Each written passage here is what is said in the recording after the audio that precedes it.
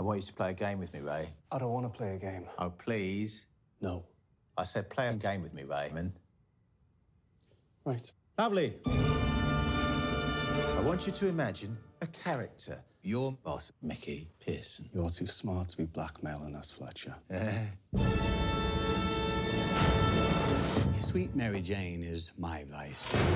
Your poison, on the other hand, is and always has been the destroyer of worlds. You're out of touch, and I would like you to consider an offer. I am not for sale. The plot begins to thicken. Now, I can't be specific about the heroes and zeros, but our protagonist is a hungry animal. There is a lot of money hanging in the balance. Our antagonist explodes on the scene like a millennial firework and has indirectly started a war. I think you need to see this, boss. That's one of my phones. How do they find it? I'm making inquiries. His name is Fahak, but spelled with a PH, so it sounds like Fahak. Please! All right, Fahak, Kanda Fahak. Down. Please!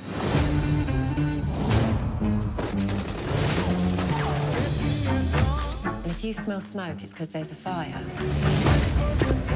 So you're gonna have to stamp that out quickly. These people are going to clean house, and you are part of that house. In the jungle, the only way a lion survives is not by acting like a king, by being the king. Brilliant! I've been waiting so long to be where I'm going. Oh, it's really warming up now, isn't it? The sunshine on your There's only one rule in this jungle. When the lion's hungry, he eats.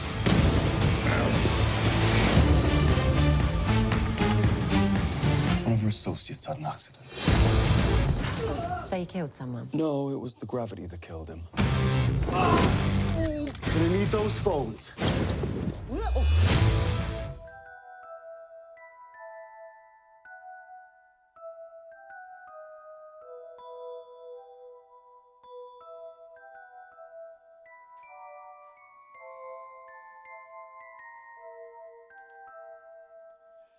I'm going to watch 30 movies, a movie each day in June. It's day 10 of year 8 of movie month, and the podcast will start soon.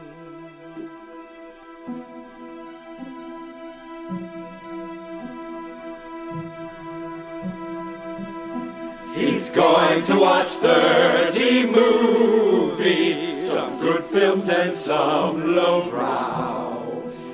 Year 8 of fans, not experts, movie month, and the podcast starts right now. Year 8 of movie month, that much you already know. Year 8 of movie month, and now it's time for the show.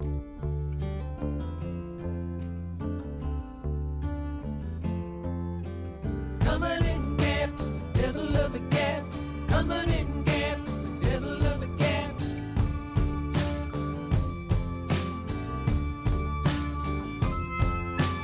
Kiss me, mama, kiss your boy. Bless me well and lucky.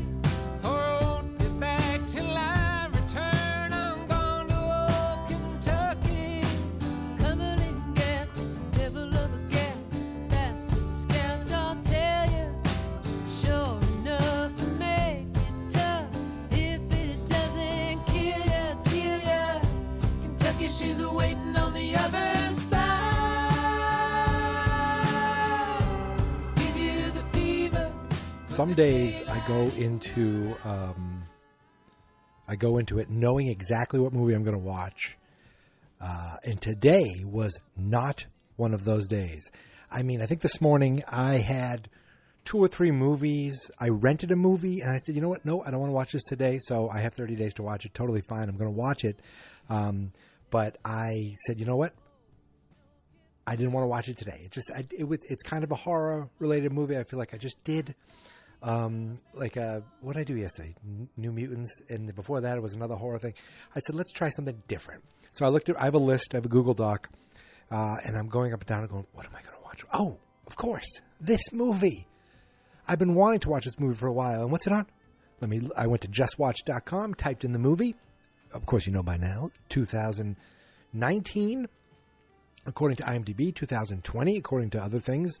I think it came out in 2019, premiered, and then in the U.S. Like a month later, 2020. The Gentleman, Guy Ritchie. Guy Ritchie is, I haven't seen all his movies. I know that. But I have seen, I think I saw Snatch first.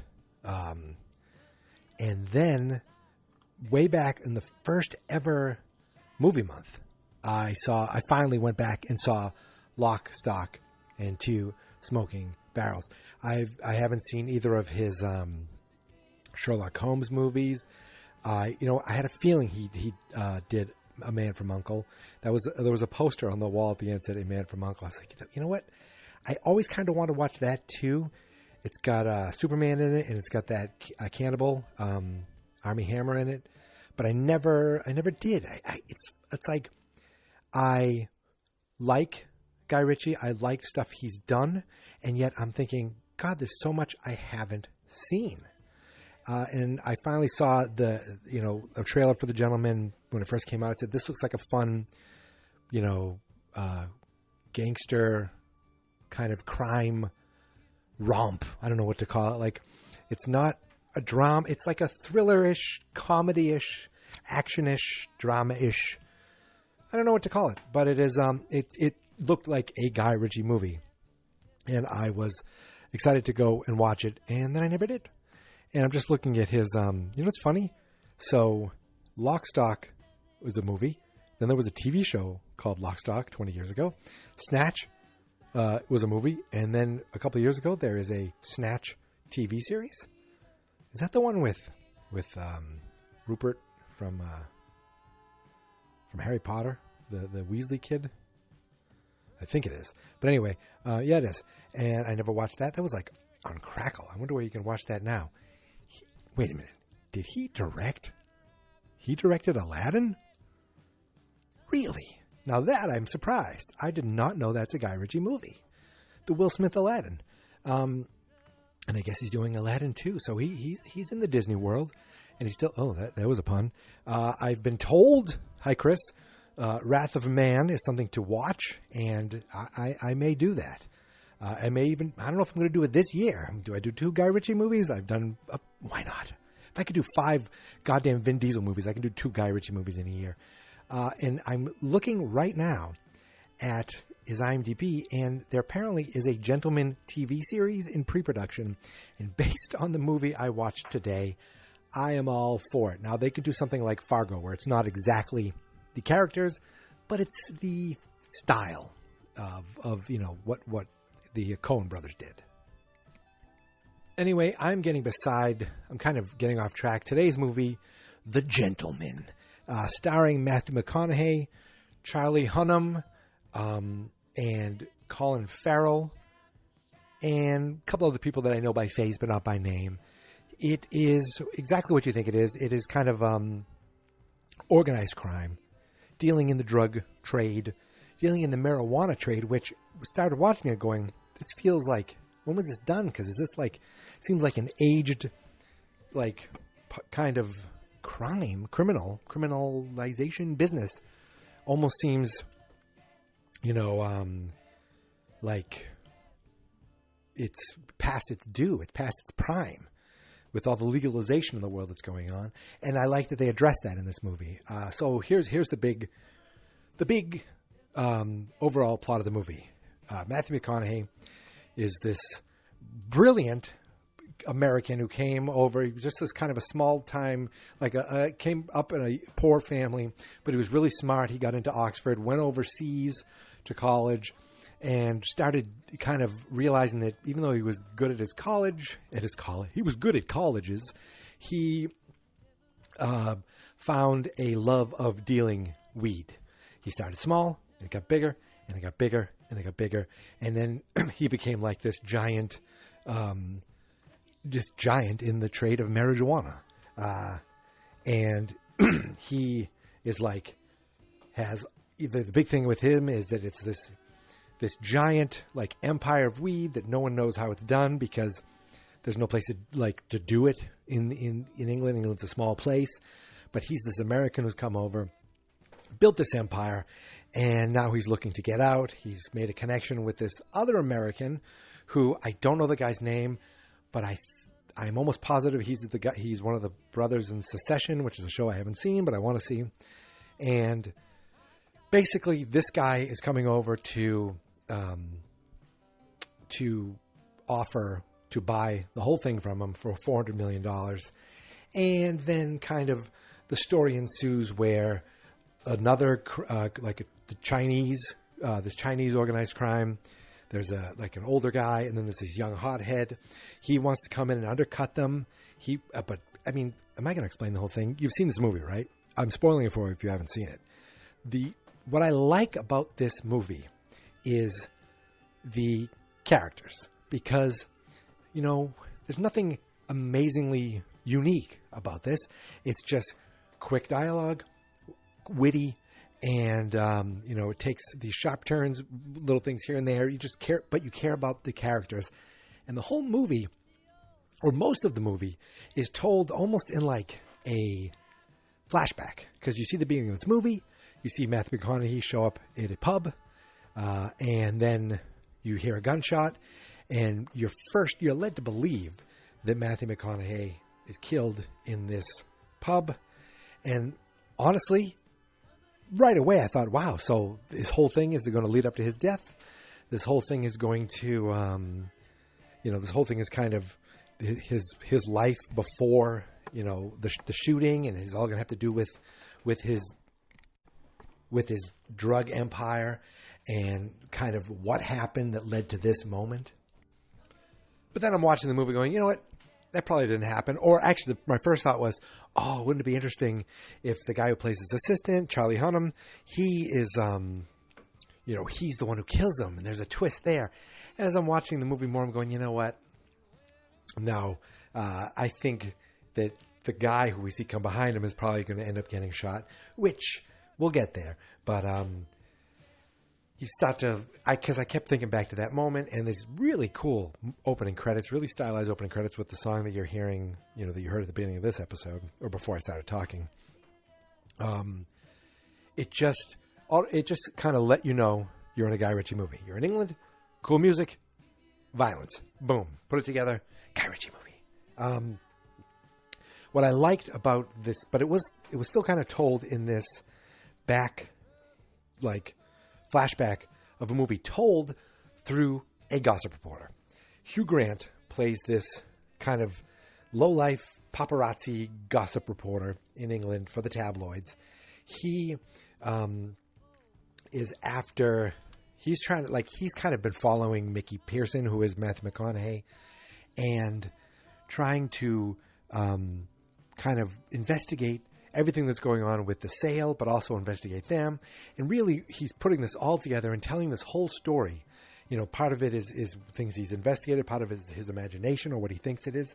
And he goes to Charlie Hunnam, who is basically Matthew McConaughey's right-hand man. Charlie Hunnam, who, of course, is the great Jax Teller from Sons of Anarchy. I remember the first time hearing him with his regular British accent. I'm like, what? What's going on here? He was great in this, and I was happy to see him doing something, like doing big things. I've seen him doing other movies, but I was happy to see him shine in this, and he did. It was almost like he kind of was the star, but Matthew McConaughey, I realized at one point that I don't think he was going to die, or at least he wasn't going to die then, because you realize, oh my God, I'm rooting for Matthew McConaughey. Now he's a criminal. He is sort of a, a mobster, not really, but he is someone you are rooting for. He talks about, at one point, he's like, I only deal in the Mary Jane because I know it's not going to kill anybody. That's not what I want to do. and he's got a wife. He like they show a scene where he does kill a guy, and it was just what it was just in someone's imagination. They go, no, he doesn't react that way. He does eventually react that way when someone goes after his wife, but I loved Hugh Grant in this because he was such a weasel. He was basically this whole thing that he was doing was this elaborate blackmail plot. He wanted to do multiple things.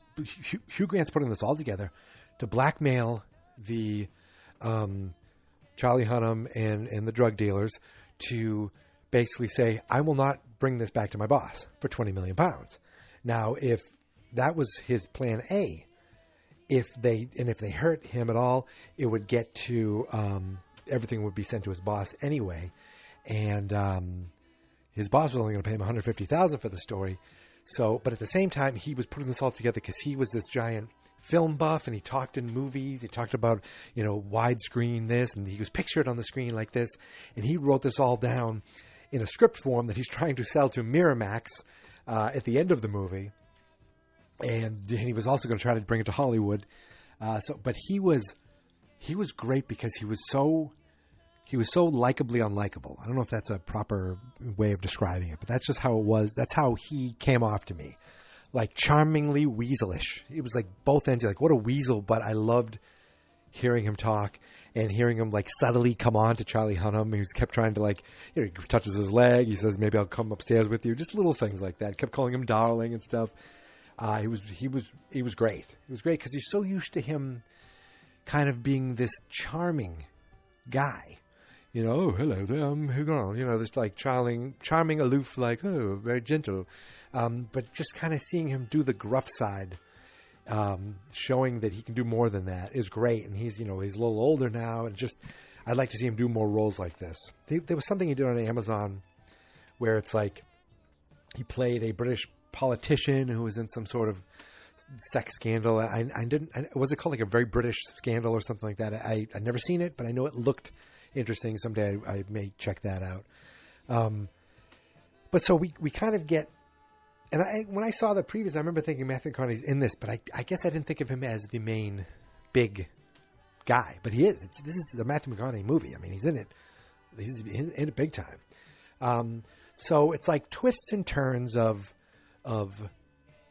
the this weed place. They have everything secretly hidden. So Matthew McConaughey goes to these rich manors, these rich estates, and he says, look, let me secretly use your land to farm out my weed. I pay you so you can continue to be rich, especially for some of these lands that people were left, these estates were left to their generations, and the younger generations, they don't want to work. They just want to earn. So he would do this. He showed this to this guy, Matthew, who was he was playing a very, I don't know how the actor is, or if this was like a very character. It was very much like, hello, I'm almost very overly feminine, not feminine, but like snooty-ish, I don't know. It was just this, it was very uppity. I don't know what the word is, but he was very much like, hello, I don't talk this way, Michael. But he showed him his plant, look, this is how I do it, and that's why I think you're going to buy all this. But what happens is, and I'm just going to tell it more linearly, he then tried to work with the Chinese and the Chinese told this other crew of young guys, and the young guys went and robbed the weed place, but these young guys are also more into making YouTube videos of their rap. So they robbed the place, but I loved, these guys were great because they weren't the bad guys. They were just young, like young crooks or young kids on the street trying to do something for themselves. And I want to say worked for, but they were my favorite crew with Colin Farrell. Colin Farrell was great in this movie. I thought he was going to be just on the cover of the movie. He's in this tracksuit, and the British love tracksuits. And I thought he was going to be like a hitman or the bad guy, some kind of villain, but he wasn't. He was great. They call this guy the coach, and apparently he owns a gym, a boxing gym, a fight gym, and he trains these guys. But they also do little tiny things for him, I guess, or they get into trouble. But he figures out that they stole from Michael Pearson, from Colin Farrell. He goes and says, look, my boys are dumb. We're going to return everything, but that doesn't take care of that. So I'm going to do everything I can. I'm in your debt to make amends. So he ends up, like him and his boys end up coming in huge and working for Michael Pearson, Mickey Pearson. My name is Michael, but I've never been called Mickey. Now I think maybe in England, Mickey is more short for Michael, or wasn't Michael Dundee Mick Dundee? Crocodile Dundee. In America, it's Mikey. And yes, at almost 45 years old, I still have plenty of people, hi Chris again, who just refer to me as Mikey. And if I get called anything else from them, it sounds very, very strange. I got called Mike recently by one, and I was like, what do you call me? Anyway, that's beyond the point. So they all end up working for Matthew McConaughey, and you come to find out that the Chinese were kind of working with the other American, this Matthew guy, who was trying to cause enough trouble to lower the price so that they could buy it for pennies on the dollar, because it was going to be such a hassle. And they figured it all out. Now, at the same time, they go to, this Hugh Grant is like, look, if something happens to me, I'm going to give everything is going to go to this my boss who runs this gossip newspaper. But what they end up doing is Colin Farrell and his boys kidnap the newspaper guy, drug him, and then film him basically having sex with a pig. And now that story completely goes away. He goes, give us anything you have on Michael Pearson, and it all goes away. So now the idea that this could be used with his work, and like if anything happened to Hugh Grant's character, doesn't matter. All that stuff just dies with them now, because the boss doesn't want the video of him having sex with a pig get out. And Colin Farrell, like showing it to Charlie Hunnam, he's like, it's a stuff of nightmares. It's going to be with me forever. Once you see it, you can never see it. It's going to be with, like, it was just funny. It was just funny. I don't know. I am very happy that I watched this movie tonight. I thoroughly enjoyed it. If there is a TV show that happens out of it, whatever it is, I'll at least give it a try. I think it's earned that much for me. I know I've left a ton out of this movie, but I'm not just going to go through the whole plot. It's just like twists and turns. McConaughey was great in this. Very rarely did he lose his temper. Very rarely was he actually not ahead of things. He talks about the lion. If you're going to be the lion, you have to show that you're the lion. And that kind of, he survived. At one point, they made it seem like they weren't going to show it. At one point, you think, oh, there's no way of getting out of it. And then you realize, wait a second. There's still Colin Farrell's, and his men out there, the kids, the fighters. And there was also a great scene where, like, they go to, one of the guys whose land Matthew McConaughey uses, their daughter was missing. And they went and found the daughter. Now, there was a weird scene where they later on in the movie, they showed the daughter, I guess, dying of a heroin overdose. And I think that's just them showing, look, we don't deal in heroin. That's the Chinese do that. We don't do that.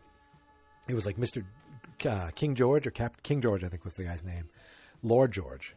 And that's his stuff. And like, because they were intercutting that with Matthew McConaughey threatening George and poisoning him, but that was sad. But earlier they went to go get her because she was hanging out with some like lowlifes in an apartment, and one of the guys gets pushed out the window, accidentally falls to his death. Now it turns out he's a Russian kid with a rich dad who almost comes and kills Matthew McConaughey at the end. But, I mean, you knew that already, right? There's so many twists and turns that happen.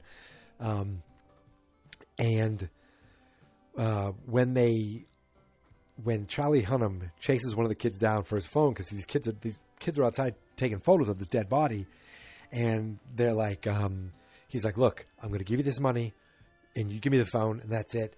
And they're like, why don't you give me the money and I keep the phone? He's like, I don't want to cause any trouble. And like, he's with a bunch of these kids under an alley. This guy pulls out like this machete. He's like, why don't you, fuck off and give me the, get out of here and just leave the money. And Charlie Hunnam's like, oh, he's just like, I tried this. Takes out this humongous machine gun, just fires it into the air. And they all run off except for the one kid with the phone who looks like he's just about to piss his pants. And he's like, now put the phone down. And then he's like he does this thing where to leave. That was a really funny scene. And then I guess the last thing I want to talk about is just my enjoyment of British slang, that I'm sure, I know I don't understand all of it. You kind of get the gist of it by what's happening and what's being said, but there's so many little words. Like, folks, right now I'm speaking to you in what is known as the English language, and they're in England speaking English, and it's just different. And I'm not talking about the accent. I'm talking about just the terms that are just quickly said, the vernacular. And I love it. I don't know. It just sounds cool. I don't know. There's no other way to say it. I remember I watched The In-Betweeners. If you haven't watched The In-Betweeners, shame on you. Watched The In-Betweeners, and all of a sudden I just kept talking like those kids. This is not exactly the same vernacular, but I love it. And I want to wear a tracksuit and walk around with my hat sideways and be talking like this and saying the C word left and right, these things like this. And I know it's not a very good British accent, but it's like, sometimes I just talk like this and I just can't help it. And I'm sure if you're somewhere in England and you just heard that, you think he's, what a C word. I'm not going to say it. Okay. But, it's said with it's like just flies off the tongue in England. And I love it. Okay. I do. I feel like I got to go watch more Guy Ritchie movies. I know Wrath of Man is out there. And I mean, Guy Ritchie and Jason Statham. I mean, how could I go wrong? All right, that's it, my friends. I think I'm done. I've discussed it. I've done it. I've reached the zenith of this episode. And it was on Showtime. You know what? I feel like Showtime is the one channel that I always forget I have. Like there's HBO. Okay. And when I say I have, I mean, yeah, I'll just say I have. Okay. I won't say I'm using my mother's login. But anyway, I said too much. Showtime is the one channel I always forget about. HBO is like, Cinemax I don't even think is a thing anymore. Cinemax even a thing. HBO, now I feel like is just a streamer just like Netflix or Disney or all these other things. But Showtime, I'm like, oh yeah. They have their own shows that I'm sure are good. But I mean, there's so many weird things. Reels, Epic, Stars. I don't know. I think I have all of them. But Showtime, I think, let me go look at Showtime. Oh, good. They have other movies too, but I don't give a crap. All I cared about was that they had The Gentleman. All I cared about was The Gentleman was on something that I could watch it without paying extra. So I'm done. Can you hear the cracking? I don't know if you can. Wait, I'm going to put the recorder down and see if you can strain to hear the cracking. Oh, of course now it's not cracking. Nah, nothing's happening. Those are my legs. Those are my joints. I'm an old bird. I'm an old man. There was one. Of course it happens when I'm not paying attention. 10 days. 10 days. That's just a creaky floor. 10 days, 10 movies, 10 podcasts. And we are now at the 1/3 of the way there. Can you believe it? It's like my brother asked me, "Hey, can you take my dogs out around lunchtime on the 20th?" I'm like, yeah, the 20th. Oh yeah, that's 10 days from now. That's 10 movies from now. Everything in June is kind of looked at through the prism of this movie month. That's how I look at it. Now, no one else does. Literally, no one else looks at it that way. But I look at it that way. So, like, on the 20th, yeah, I'll take your dogs out. I'll probably watch a movie in the morning, but I'll take your dogs out. On the 21st, now here's where things get crazy. On the 21st, my wife and I are going to Mystic, Connecticut. I think I've brought this up before. We're going to an aquarium, we're staying in a hotel overnight, and we're coming back the 22nd in the morning. So the 21st, we're leaving pretty early. So what I plan on doing is getting my movie ready. And when I mean ready, I mean get the podcast ready, get the pictures ready, get everything ready so that I can watch the movie really, really early on Monday morning, the 21st. Then go have a wonderful day with my wife. And I mean, now maybe I could get it done so early that I can record it before we even leave. We're probably going to be leaving the house at like 8:30 in the morning, so I got to get up really early. But do I want to get up so early that I ruin the rest of my day? No. So there could be a thing where I watch the movie early, but then I record it later. Maybe I record it in Connecticut on my phone. I'm not bringing my computer. Well, maybe I'll bring my Chromebook with me. Don't tell her. She doesn't listen, so don't worry about it. And then figure out how to put it all together and get it out. The 22nd's fine because we're coming home and I'll just watch something that night. But the 21st, that is the key day to make sure with it that it'll be interesting to see how it comes out and how it sounds. But it's happening. Nothing is going to stop me. Nothing has. 10 days, 10 movies. Yeah, I've been rambling now. That's it, my friends. I haven't talked about The Gentleman for a half hour. You can hear the cracking now. That one was big. That was my knee. Okay, folks. You can find me on Twitter and Instagram at Geek Mentality. The website is fans.experts.com. The Facebook page is Fans.Experts. And, of course, I want to tell you one thing else. One other thing. I do another podcast. Chris, if you're listening to this, you know I do this other podcast because you do it too. It's called Fine Movies, Fine Spirits. Tomorrow night, we're recording a brand new episode on Dr. Strangelove. So I'm looking forward to that. If you want to check that out, just go to fans.experts.com. All the links are there for you to check it out. You can listen to it there. You can subscribe to it there. But we're recording a new one. The last one we did was Goodfellas. Check that out. Dr. Strangelove, recording it tomorrow night, so it will be out this weekend. That's it. Now I'm really done. So until tomorrow, my friends, until day 11, where once again, I'm not entirely sure which movie I'm going to watch. I have 2 that I'm ready. So it's going to be one of these 2, that's for sure. But until then, my friends, I'm going to go outside to say this. Ready? I'm going to be too loud. Okay, ready? On the back deck, I'm going to close this. You know what's coming. You can say it with me if you want. Ready? Okay.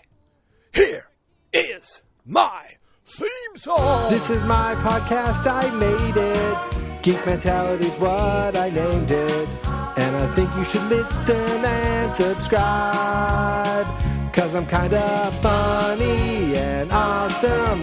I think that I'm worth your time. And I'm kinda handsome. My mom says, please listen and please subscribe. At least listen to this episode. Fans Not Experts.